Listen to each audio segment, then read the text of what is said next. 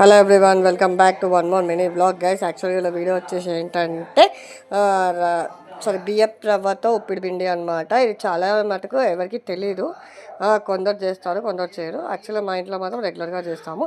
So దీన్ని ఎలా చేయాలి, ఏంటి, దీని ప్రాసెస్ ఏంటి అని కమింగ్ వీడియోలో చెప్పేస్తాను, వచ్చేసేయండి.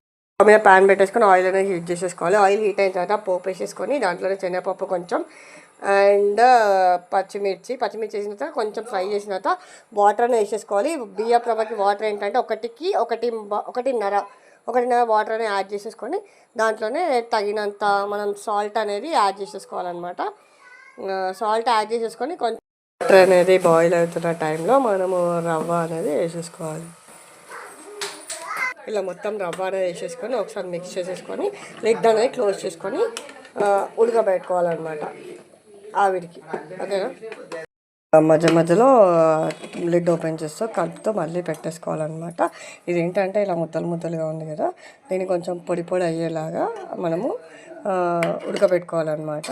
పిండి అనేది మధ్యలో కలుపుతూ ఉండాలి. నేను ఫైనల్గా ఎలా వచ్చిందనే అవుట్పుట్ చూపిస్తాను. స్టేట్ ఇలా ఫైనల్గా ఒక 2-3 టైమ్స్ మధ్యలో కలిపిన తర్వాత ఇలా పొడిగా వచ్చేస్తుంది అనమాట ఉప్పుడు పిండి.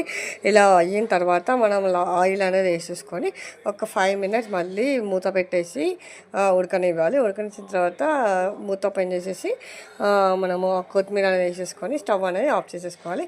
ఇలా మనకు రవ్వ ఉప్పుడు పిండి అనేది రెడీ అయిపోతుందండి, బియ్యపు రవ్వ.